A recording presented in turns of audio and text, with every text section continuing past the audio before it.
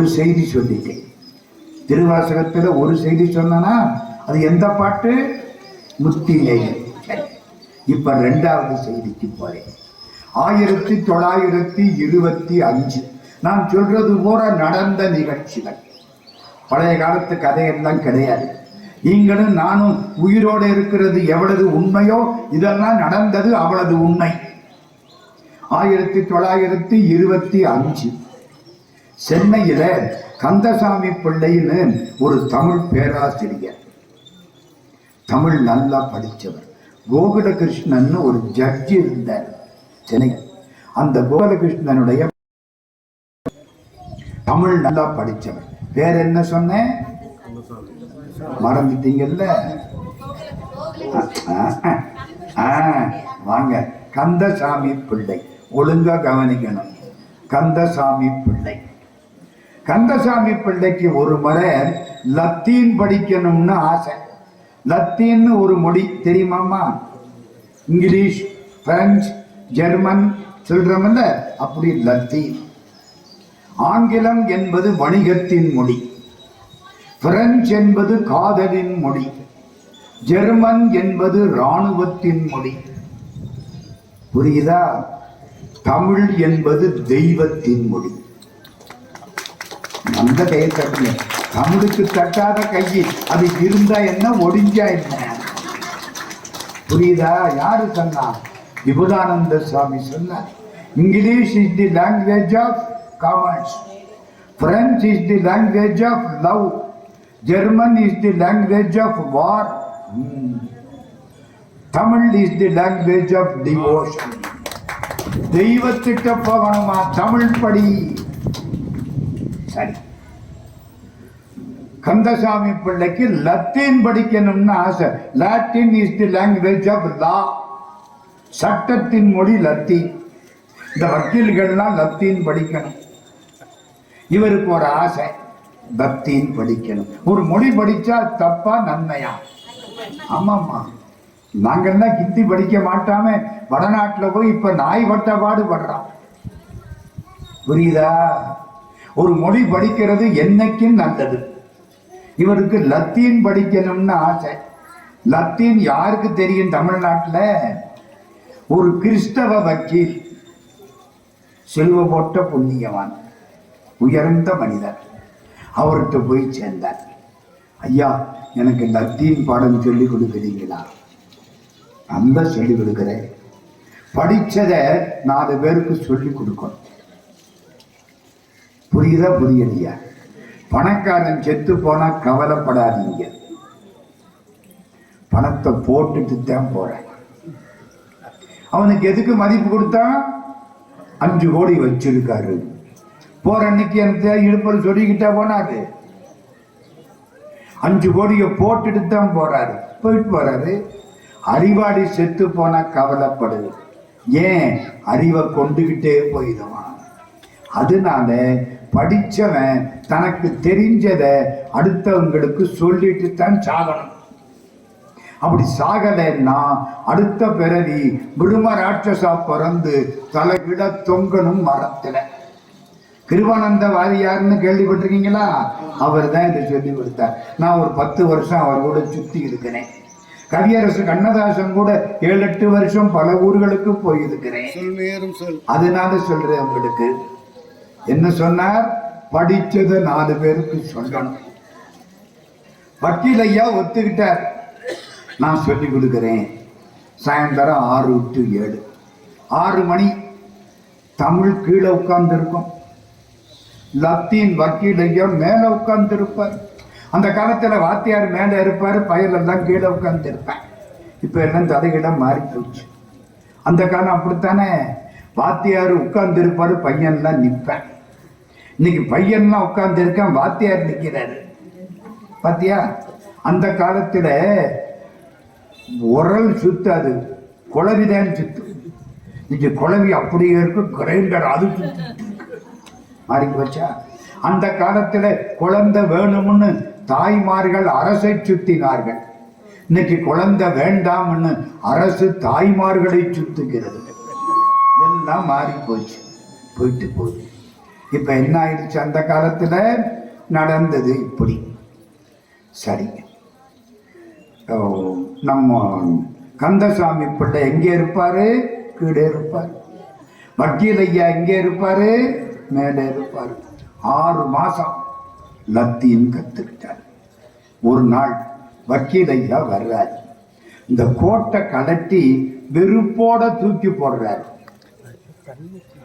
ஏன், எதனால வெறுப்பு? வக்கீல் ஐயா சொல்றாரு, பொழப்புல மோசமான பொழப்பு இந்த வக்கீல் பொழப்பு தான். அவர் வக்கீல் மறந்துடாதீங்க. ஏன், நான் கிறிஸ்தவன், காலையில சர்ச்சில் போய் சாமி கும்பிடுறேன், மத்தியானம் போய் எவனெல்லாம் கோயில் சொத்தை எடுத்துக்கிட்டானோ அவனுக்கெல்லாம் நான் தான் வக்கீல். என்ன, அவன் தான் காசு கூட கொடுப்பேன். இந்த அயோக்கியத்தனமா சம்பாதிச்சவன் தான் கூட கொடுப்பேன். யோக்கியமா சம்பாதிச்சவன் பணத்தை எண்ணித்தான் செலவழிப்பேன். காலையில பூரா சர்ச்சில் கும்பிடுறேன், மத்தியானம் பூரா சர்ச்சு சொத்தை எடுத்துக்கிட்டவனுக்கு நான் தான் வக்கீல். மோசமான பொழப்பு. இந்த காலத்துல கவியரசு கண்ணதாசனோட பாண்டிச்சேரிக்கு போனேன். மெட்ராஸ்ல இருந்து ஒரு கார்ல போறோம். முன்னால கண்ணதாசன் உட்கார்ந்து இருக்கார். நாங்க ஒரு 4-5 பேர் பின்னால உட்கார்ந்து இருக்கோம். கண்ணதாசன் பேசணும்னு எங்களுக்கு ஆசை. எங்களோட வந்த ஒரு வக்கீலையா பேசிக்கிட்டே இருக்காரு. அவரை பத்தியே பேசுறாரு. சில பேர்கிட்ட மாட்டிக்கிட்டா விட மாட்டாங்க. ஐயோ, அவனை பத்தியே பேசி நம்மளுக்கு மயக்கம் வர்றாப்புல பண்ணிடுவாங்க. புரியுதா? இந்த வக்கீல் ஐயா பேசிக்கிட்டே வர்றார். தாங்க முடியல. திடீர்னு கண்ணதாசன் சொன்னாரு, நான் ஒரு கதை சொல்லவான்னாரு. வக்கீல் ஐயா நிறுத்திட்டார். அண்ணே சொல்லுங்க. கண்ணதாசன் ஒரு கதை சொன்னாரு. சொர்க்கத்துக்கு நரகத்துக்கு நடுவில் ஒரு சுவர் இருந்தது. எங்க எங்க நல்லா கேக்குறீங்க, சந்தோஷம். சொர்க்கத்துக்கு நரகத்துக்கு நடுவுல ஒரு சுவர் இருந்தது.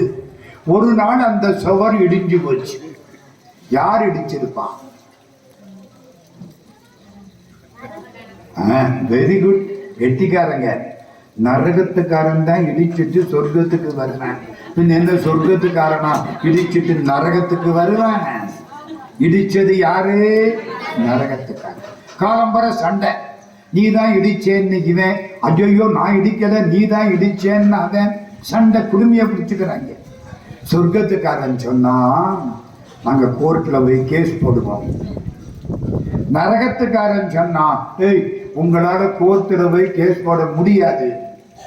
ஏண்டா முடியாது? எல்லா வக்கீலும் எங்கள்கிட்ட இருக்கிறாங்க. எங்க? நரகத்துல.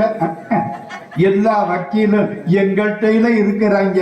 ஏன்பா சொர்க்கத்துக்காரர நீ எப்படி கேஸ் போடுவே? வக்கீலையா அதுக்கப்புறம் பேசவே இல்லை. புரியுதா? என்ன கோபமோ தெரியல கண்ணதாசனுக்கு, எந்த வக்கீல் மேல கோபமோ தெரியல.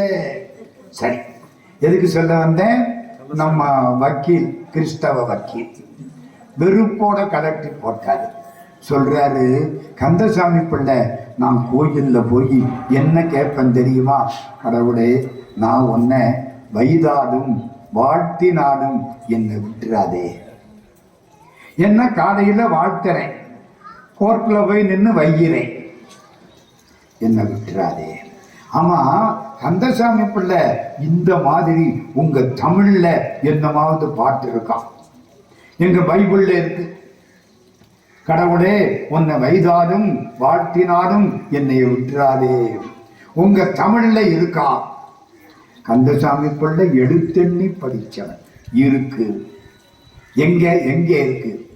ஏசினும் யான் உன்னை ஏத்தினும் என் பிடைக்கே குலைந்து வேசரு வேனை விடுதி கண்டாய் செம்பவள வெற்றும் தேசுடையாய் என்னை ஆடுடையாய் சித்துயிர்க்கிறங்கி காய்ச்சினாலமுண்டாய் அமுதுண்ண கடையவனே. இந்த பாட்டு எங்க இருக்கு? Very good, very good.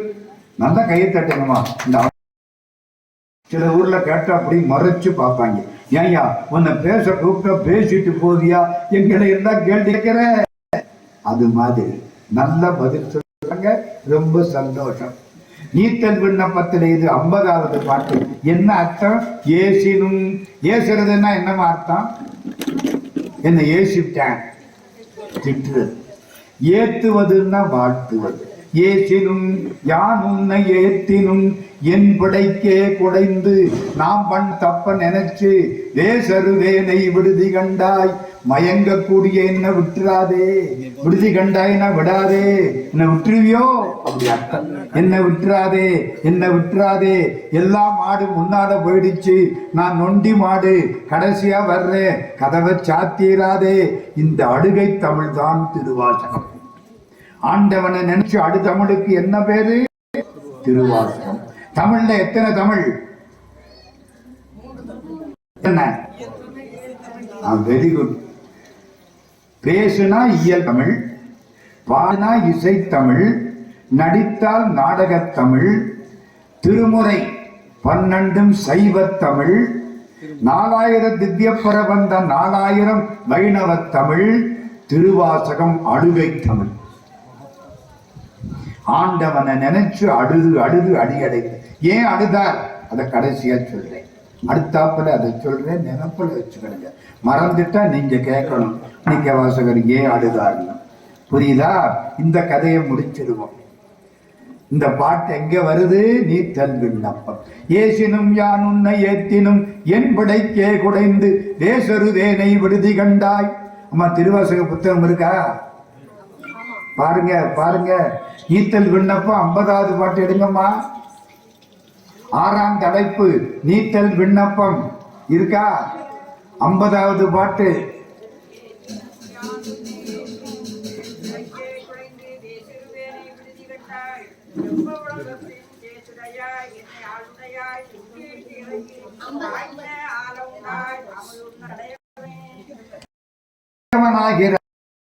அதற்காக நீ நஞ்சை கொண்டாயே பெருமானே, காய்ச்சினாய் அமுதுண்ண கடையவனே.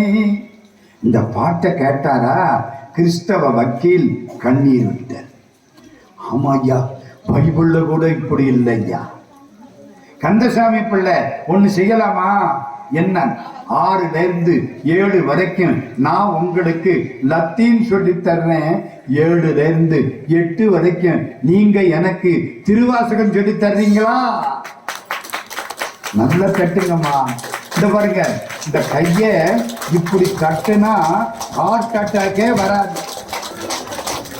இப்படி சேர்க்கணும், நல்லா தட்டணும், ஹார்ட் அட்டாக்கே வராது. எங்க வீட்டுக்கு எய்த்த வீட்டுல ஒருத்தர் காலையில மொட்டை மாடல போய் நின்று கை தட்டிட்டு இருக்காரு. ஏன்னா ஹார்ட் அட்டாக் வரப்படாதான். தட்டுல மாடி இடிஞ்சு போயிரும் போது. நல்லதம்மா, நல்ல தட்டணும், அழகா தட்டணும். மனசு நிம்மதியா இருக்கணும். கோயில் எதுக்கு?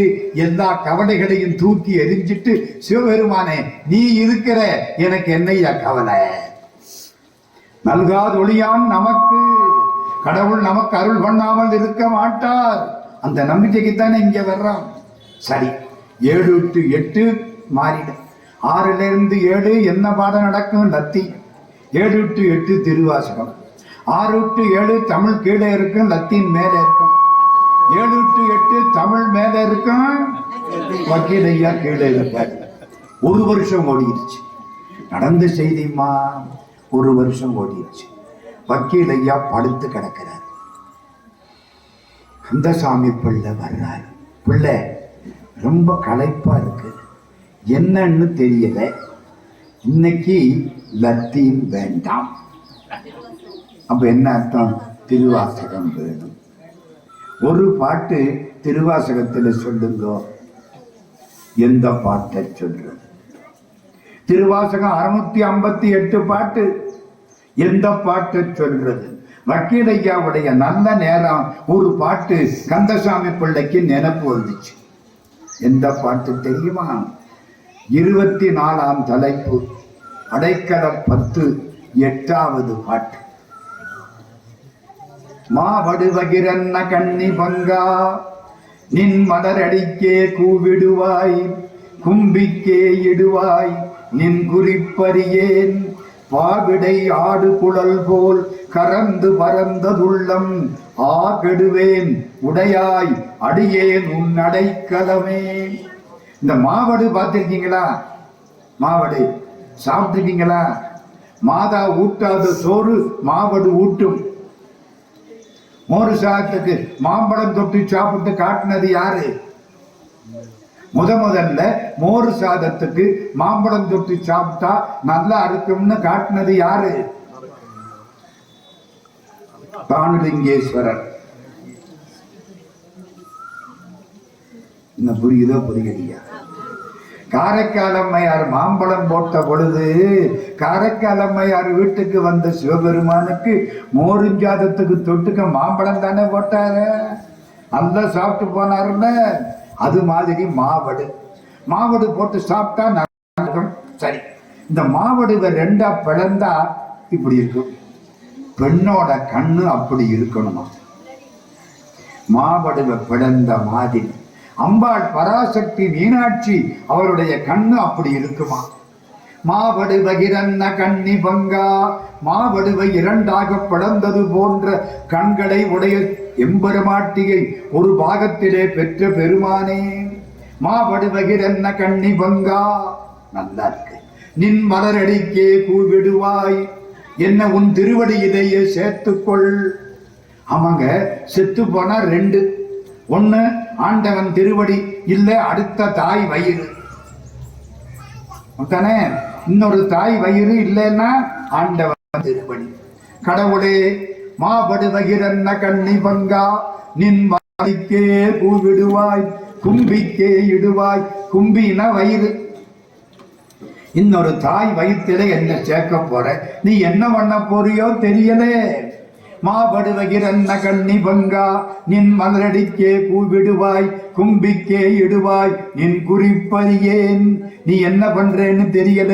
இந்த நெசவு நெய்கிற பொழுது ஒரு குழல் அங்கேயும் இங்கேயும் போயிட்டு வருமே, அது மாதிரி நான் கடந்து ஊசலாடுறேன். கோயிலுக்கு போனா நாளையிலிருந்து ஒழுங்கா இருக்கணும்னு நினைக்கிறேன். வீட்டுக்கு வந்தா எல்லா தப்பும் செய்ய ஆரம்பிச்சிடுறேன். அங்கேயும் இங்கேயும் ஆடிக்கிட்டு இருக்கிறமா இல்லையா? சுடுகாட்டுல கொண்டே ஒருத்தனை வைக்கிற பொழுது என்ன நினைப்போம்? ஐயோ, எல்லாரும் ஒரு நாளைக்கு இப்படித்தான் போறாங்க, நம்மளும் இப்படித்தான் போறோம். இனிமே தப்பு தண்டாலாம் பண்ணக்கூடாது. வந்து ஒரு 3 முங்கு போட்டோமா அவ்வளவுதான், எல்லா தப்பும் பண்ண ஆரம்பிச்சிடறோம். இதுக்கு பேரு மயான வைராக்கியம்னு பேர். என் வாழ்க்கை அப்படி இருக்கு. பாவிடை ஆடு குடல் போல் கறந்து பறந்ததுள்ளம் ஆ கெடுவேன் உடையாய் அடியேன் உன் அடைக்கலமே. நான் உன் அடைக்கலம், நீ விட்டா கெட்டு போயிருவேன். ஆகா ஆகா, கந்தசாமி பிள்ளை அருமையான பாட்டு. இத சுவத்தில எழுதுங்கோ. வக்கீலையா கந்தசாமி பிள்ளை சுவத்தில எழுதுறார். மாவடுவகிரன்ன கண்ணி பங்கா, நின் மலரடிக்கே கூவிடுவாய், உன் திருவடியிலேயே என்னை சேர்த்துக்கொள். கும்பிக்கே இடுவாய். இன்னொரு தாய் வேண்டாம் வேண்டாம், அதை எழுதாதீங்க. நம்மளா எதுக்கு அவனுக்கு ஞாபகப்படுத்துவானே? ஒருவேளை ஏமாந்து போய் நமக்கு மோட்சம் கொடுத்து விட்டான்னா நல்லது தானே. நம்மளா எதுக்கு போய் இன்னொரு தாய் வயிற்றுல அனுப்புனாலும் அனுப்புவேன்னு அவனுக்கு ஞாபகப்படுத்துவானே? அது வேண்டாம். கந்தசாமி பிள்ளை என்ன எழுதியிருக்கு? மாவடுவகிரன்ன கண்ணி பங்கா, நின் மலரடிக்கே கூவிடுவாய், உன் திருவடியிலேயே என்னை சேர்த்துக்கொள். அப்புறம் போதும், நிறுத்துங்க. கந்தசாமி பிள்ளை நீங்க போகலாம், நாளைக்கு வர வேண்டி இருக்காது. நாளைக்கு வர வேண்டி இருக்காது. சிலுவை போட்ட புண்ணியவான் ஐயா, கிறிஸ்தவ பெருமகன், பைபிள் படிக்கிறவரு, சுத்தமான மனசு, ராத்திரி முழுக்க மாவடுவகிரன்ன கண்ணி பங்கா, நின் மலரடிக்கே கூவிடுவாய்.